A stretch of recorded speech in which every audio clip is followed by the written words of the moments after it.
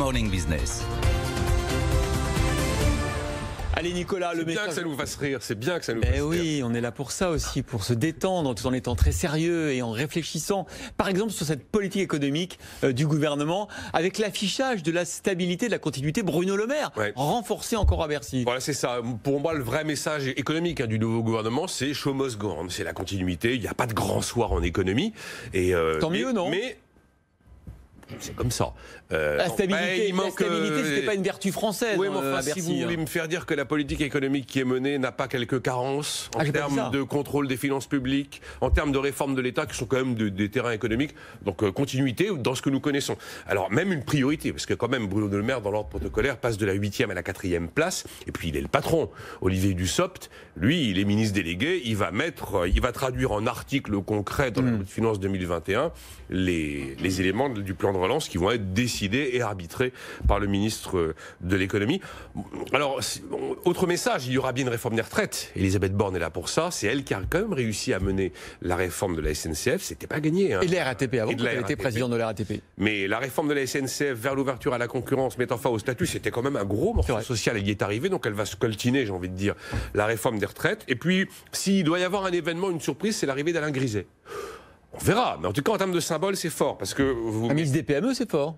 Voilà, ministre des PME, mais surtout que c'est un partenaire social.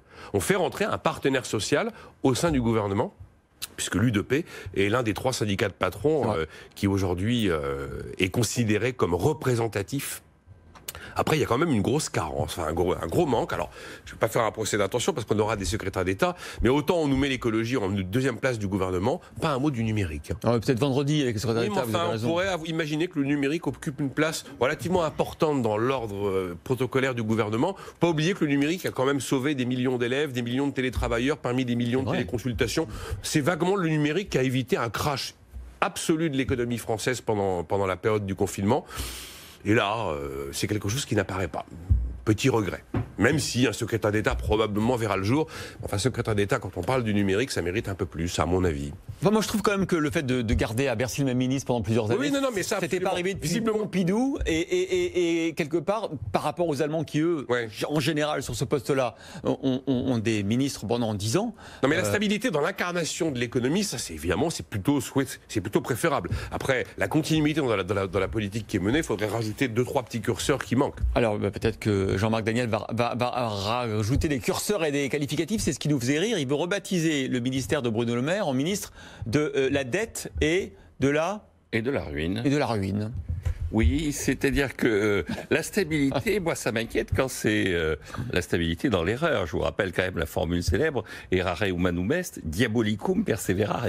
Et quand vous regardez les titres en fait qui sont donnés aux ministres, moi ce qui me frappe, c'est d'abord je croyais que le gouvernement était, c'est d'ailleurs ce que dit la Constitution, le gouvernement était en charge notamment de la défense du français.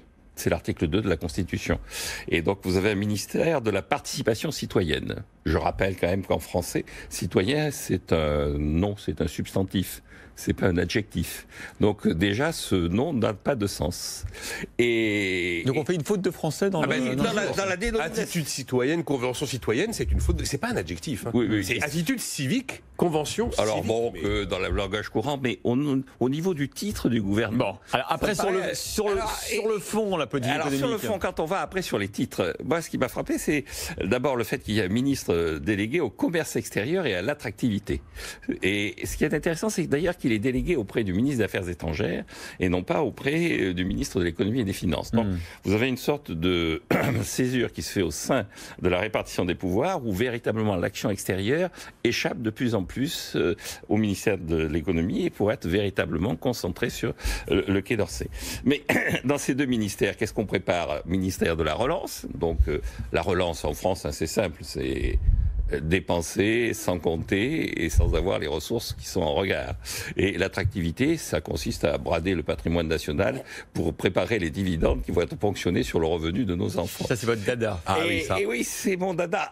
Mais ce sera mon dada à moi et la punition des générations futures. L'attractivité, c'est aussi la manière de faire venir des investissements en France et des emplois parce que nous sommes attractifs et que nous attirons des investissements étrangers. Vous dites que ça se paye à terme, mais bon, à court Ça se paye. Encore une fois, créer des gains supérieurs à ce que ça coûte. Ouais. Oui, c'est le cas dans un pays qui est un pays en voie de développement. Si la France s'assume comme un pays en voie de développement, comme un pays dont la technologie a une vingtaine d'années de retard sur la plupart des autres pays, pourquoi pas? Regardez la French Tech qui excelle et qui n'a pas baissé ses investissements pendant la crise, vous l'avez vu. Oui, absolument. Et justement, la France est une économie qui est normalement à la frontière technologique, est une économie vieillissante et une économie à la frontière technologie et vieillissante. Ça change. Les jeunes générations sont des entrepreneurs et ce sont des entrepreneurs dans l'innovation. Absolument. Donc ce sont des Français qui ont intérêt à investir en France et à investir à l'étranger.